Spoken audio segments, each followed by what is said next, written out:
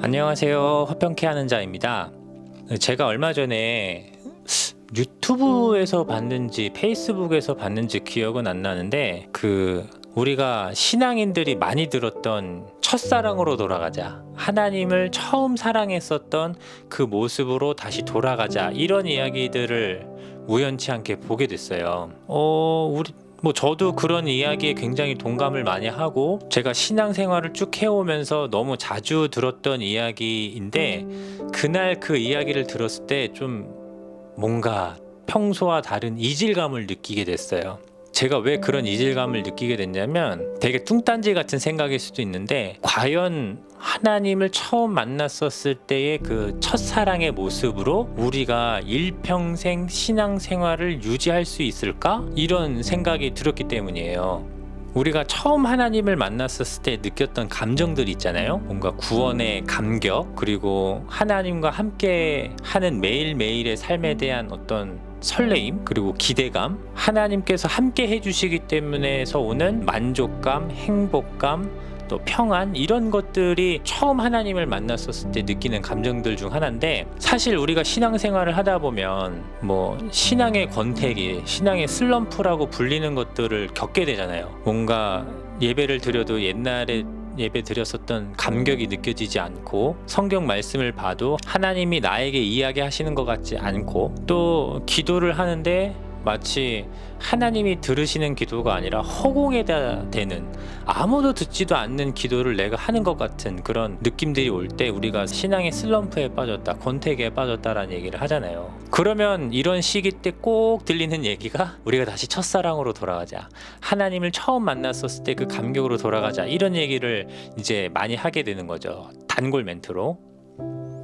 저도 그런 얘기들을 쭉 들으면서 신앙생활을 했기 때문에 굉장히 동의하는 바가 큰데, 왠지 모르게 요 근래 들었었던 그 이야기에 굉장히 이질감을 느끼면서, 아니, 인간이 사랑하는 감정도 연애했었을 때 사랑의 모습이 다르고, 결혼했었을 때 사랑의 모습이 다르고, 또 그 결혼 기간, 연애 기간 때마다 사랑하는 표현의 방식들이 다른데, 우리가 일평생 하나님을 신앙하는 데 있어서 어떻게 하나님을 처음 만났었던 감정대로만 쭉 신앙생활을 할 수 있을까, 이런 의문점이 들었던 거죠.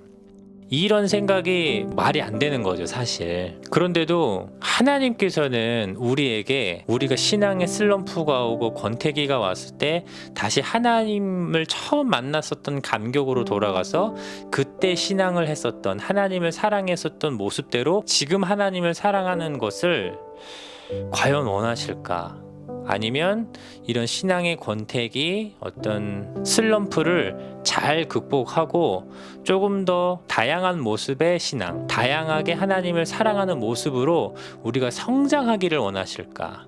제가 들었던 생각은 후자였던 거예요. 사실 그때 느꼈던 감정을 지금도 동일하게 느끼면 좋지만, 그것을 느끼지 않는다 그래서 우리의 신앙이 변질되거나 우리의 신앙이 왜곡되는 게 아니잖아요. 제가 처음 아내를 만났었을 때 왔었던 감정이 지금 결혼 7년 차를 향해서 갔었을 때에 현재도 그 감정이 그대로 남아있느냐? 사실 그렇진 않거든요. 하지만 그때 느꼈던 감정을 지금 느끼지 못하더라도 제가 아내를 사랑한다라는 사실은 변하지 않는 거죠. 그리고 그때 제 아내를 사랑했었던 사랑의 방식이 아니라 다양한 형태로 아내를 사랑하는 모습으로 제가 더 성숙하게 아내를 사랑하게 되는 거죠. 마찬가지로 우리가 하나님을 처음 만났었을 때의 구원의 감격이나 혹은 기대감, 설레임들을 지금 느끼지 못하더라도 그 외에 우리가 하나님을 신앙하고 하나님을 사랑하는 다양한 형태들로 우리가 하나님을 사랑하고 하나님을 신앙할 수 있기 때문에, 과거에 느꼈었던 그 감정을 현재 느끼지 않는다고 해서 혹은 그때로 돌아가야만 한다, 그거는 조금 힘든 것 같아요.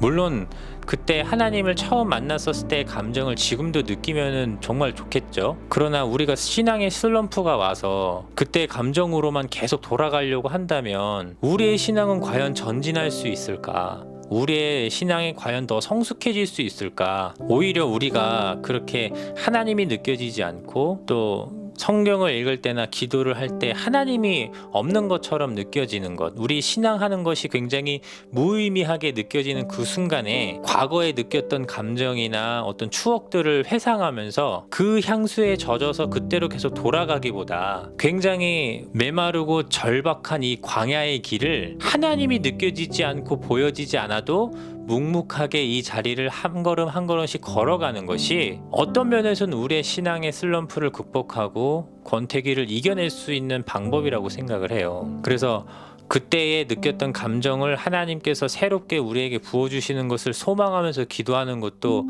굉장히 큰 의미가 있는 일일 수 있겠지만, 그 해결 방법을 무조건 과거에 느꼈던 감정으로만 돌아가려고만 한다면 우리는 여전히 젖먹이 신앙으로만 정체되는 것은 아닌가, 그런 생각 때문에 그 이야기가 굉장히 어색하게 조금은 불편한 그런 감정들로 들었던 것 같아요.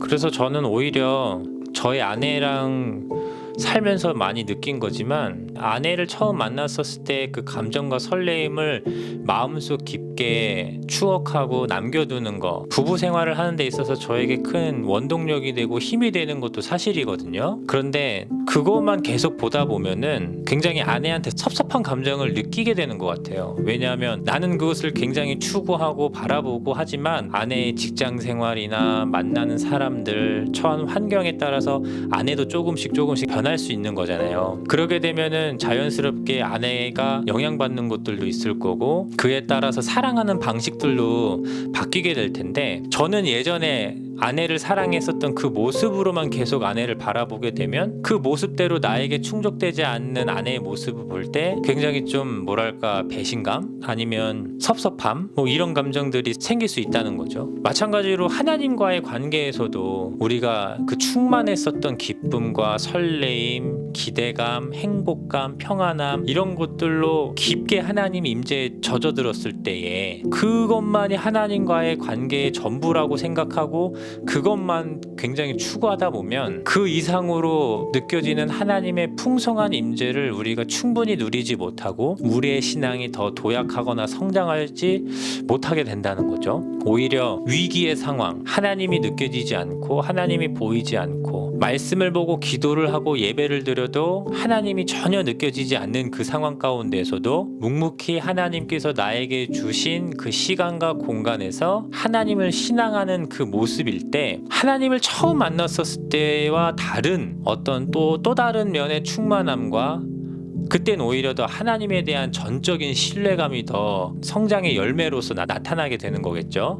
그래서 우리가 첫사랑으로 돌아가자, 하나님 처음 만났었을 때의 모습으로 돌아가자, 이 말도 굉장히 일리가 있고 우리의 신앙에 큰 영향력 있는 조언일 수도 있지만, 오히려 이런 신앙의 슬럼프와 위기가 왔었을 때 그 자리를 이탈하지 않고 묵묵히 한 걸음 한 걸음 나아갈 수 있는 그런 신앙인으로서 우리가 조금 더 성장해 나가야 되는 게 아닐까. 과거로만 회귀하려고 하지 말고 조금 더 전진하고 성장해 나갈 수 있어야 되지 않을까, 그런 생각을 조금 더 해보게 됩니다. 그렇다고 해서 뭐 하나님 처음 만났었을 때 감정을 버리자는 거 아닙니다, 여러분. 오해하지 마세요. 저도 하나님을 처음 만났었을 때 그 행복감과 그 기대감을 잃어버리지 않으려고 굉장히 많이 노력하고 그것을 굉장히 추억을 해요. 하지만 거기에서만 정체되지 말고, 그것으로만 신앙하지 말고, 하나님이 느껴지지 않더라도 우리가 하나님을 신뢰할 수 있는 신앙으로 더 성숙해져 나가고, 뭔가 하나님께서 딱히 보여주지 않으셔도 하나님의 마음에 합해서 하나님의 마음을 시원케 해드릴 수 있는 우리 신앙인으로서 나아가기 위해서는 과거의 추억에만 좀 젖어 있는 것은 좋지 않지 않을까, 이런 생각을 해보게 되는 거죠. 오늘 영상은 여기까지 하고요. 내일도 좋은 얘기로 여러분들을 찾아뵙도록 하겠습니다. 샬롬.